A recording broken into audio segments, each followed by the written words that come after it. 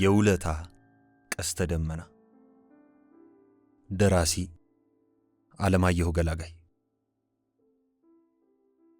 ተራኪ አማኑኤል ታምራት።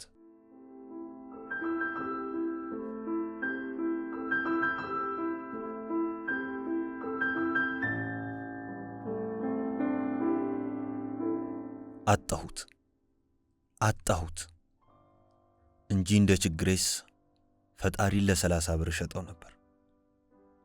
ይህን አድርጌው ቢሆን ይህን ጊዜ እንደ ከንቱ ገበሬ እንዲህ ልጠግብ በሬን አረድኩትል ነበር።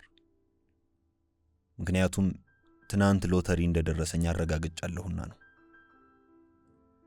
ግን ይሁዳ እግዚአብሔርን ለ30 ብር ሲሸጥ የነበረበት ችግር ለምን አልተጻፈም? እንደኔ ርቦት የነበረ ቢሆንስ? ወይንም እንደኔ የሚስወልዳበት ቢሆንስ? እንደኔ እናቱ ታመውበት ቢሆንስ? እንደኔ ከሥራ ተባሮ ቢሆንስ? እሺ ያኔ ሥራ የለም ነበር እንበል። የሚያርስበት በሬ ገደል ገብቶበት እንደሆነስ? ይህን ሁሉ አራቱም ወንጌሎች አሟልተው አልገለጡም። እንደውም ይሁዳን ያስመሰሉት ለመክዳት ሲል ብቻ መድኃኔዓለምን እንደሸጠው ነው። ከሃዲነት እኮ ያለ ገንዘብ አሳልፎ በመስጠትም ብቻ ይረካል። ታዲያ 30 ብሩ ኤዲያ የኔ ነገር የፈለኩትን ትቼ ሌላ ስዘበዝብ እገኛለሁ። ትናንት ሎተሪ ደረሰኝ። እስከ ዛሬ ከቤት ያልወጣው፣ ኧረ እንደውም ካልጋ ያልወረድኩም። እንደ ሚስቴ የደስታ አራስ ሆኛለሁ። እንደ ሚስቴ ጨቅላውን ደስታ ታቅፌ ያጋተ የምኞቴን ጡት አጠባዋለሁ። እንደ ሚስቴ ሁሉ ከዘመድ አዝማድ ለአራስ ጥሪ የመጣውን እየቀማመስኩ መጋደም። ጎጆአችን የሁለት አራስ ቤት ሆኗል። ሚስቴ የታቀፈችው ጨቅላ የጋራችን ነው። የኔ ደስታ ግን የግሌ። አልነገርኳትማ። ምን ነው አለ መንገሬ። እኔን የመታኝ የደስታ ፍላጻ እርሷ ላይ ቢያርፍ አትርፍም። እርግጠኛ ነኝ ለሁለት ትከፈላለች። ሎተሪ ሻጩን ጠርቼ በሸካራ እጄ ሳሻሻት የምትመስጠኝን የሳምንት ወዳጄን ያችን ሎተሪ ከማውጫው ጋር አመሳከርኩ። መጀመሪያ እግዚአብሔር ሲያላግጥብኝ መሰለኝ። መቼም መተከዣው አድርጎኛል። ግን እውነት ነበር። ይሄን ላረጋግጥ አንድ ስል ስሜት ከደመና በላይ ተወርውሮ የአናቴን እኩሌታ ከፍሎ ወደ ልቤ በማድላት እየተረተረኝ ወረደና ሙሃይቴን አቋርጦ አለፈ። አልፎም እንደ መብረቅ ክንድ መሬት ሰንጥቆ ገባ። ግራ አካሌና ቀኝ አካሌ ተፋተው ወደ ምስራቅና ወደ ምዕራብ በየፊናቸው የወደቁ መሰለኝ። ሎተሪውን ዳግም ያመሳከርኩት ማውጫውን ከሎተሪ ሻጩ ላይ በ20 ሳንቲም ገዝቼ አልጋዬ ላይ ጋደም ብዬ ነበር። ጉደኛው ደስታ በተረጋጋ ስለት በለመደው አኳኋን ዳግም አካሌን ጎበኘው። ነሆ እስካሁን አልተነሳው። ደስታ ስለት ብቻ አይደለም፣ እንደ ማር ያለ ጣፋጭ ነው። ከመጠኑ ሲያልፍ ለሃጭ ያዝረበርባል። ተዝረበረብኩ።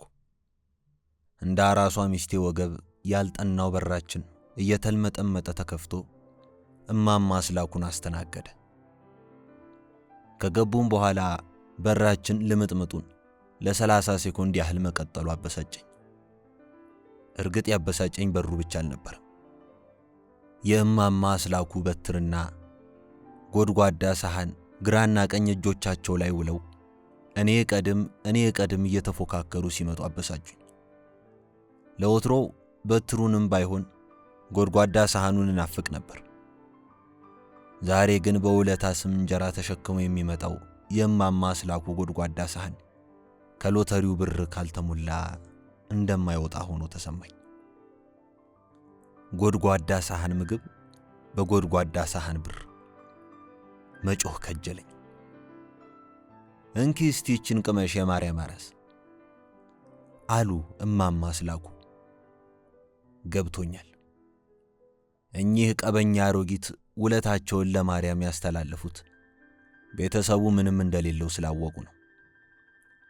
ሎተሪ እንደደረሰኝ ሲሰሙ ግን ባለውለታ ጎድጓዳ ሰሃናቸውን በብር የመሙላት ዕዳ ይጭኑብኛል።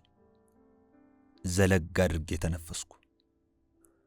ብዙዎቹ ጎረቤቶቼ የአራስ ጥሪ ያመጡበትን ዕቃ ይዘው ከእማማ አስላኩ ኋላ ይሰለፋሉ። ፔርሙዝ፣ ብረት ድስት፣ ሰፌድ፣ እንቅብ፣ ደንበጃን፣ ውሃ የቀዱልን ሁሉ ባሊያቸውን ይዘው ሰልፉን ከአድማስ ያሻግሩታል። እንግዲህ ምን ተረፈኝ? ስም ብቻ። የውለታ ቀስተ ደመና የሕይወቴን ሰማይ ከቦታል። ዕዳዬን እንድከፍል ኖሯል ሎተሪ ያወጣህልኝ ስል እግዚአብሔርን ተደናቆልኩት። እንደውም በደንብ ሳሰለው ሥራ የፈታው ሕይወቴ በጎረቤቶቼ ዳቦ የቆየበት 3 ዓመት በደረሰ ሎተሪ አይሸፈንም። ገንዘቡን ማከፋፈል ሳያንስ ያልተወራረደ ውለታ ያላቸው ጎረቤቶቼ የውለታ ዕቃቸውን እንደያዙ የወቀሳ ኮረት እየለቀሙ ቤቴን፣ እኔ፣ ቤተሰቤን፣ ነፍሴን ይደበድባሉ። ምን ፈረደብኝ? ሆዴ ከጎረቤቶቼ ጋር አድሞ እሱም የውለታ ዕቃውን ይዞ አጉረመረመ። ምን አልኩህ ፈጣሪ? ስለምን በስምህ የተዳፈነውን የውለታ ሰደድ በሎተሪ ስም ቆሰቆስከው? ስለምንስ በጽድቅ ስም ያሸለበውን የ3 ዓመት ውለታ እንደ አልዓዛር ከጥልቅ ሞት አስነሳኸው? ዕዳዬ ውለታ ብቻ እንዳልሆነ አውቀዋለሁ። መድፉ ሎተሪ ደረሰው ሲባል የሰማ የሥራ ፈት ጅጊ ተውረግራጊ ቤቴን ይከባታል፣ ከቦም ያስጨንቃታል። ያኔ ደሜ በራሴ ላይ ነው። ምን ፈረደብኝ? የሚወተውተኝን ሆዴን ለማስታገስ ወደ መጸዳጃ ቤት ሄድኩ። ለእኔ ከማበሻነት በላይ ጥቅም የሌላት ዕድሌን በቀኝ እጄ እንደጨመደድኩ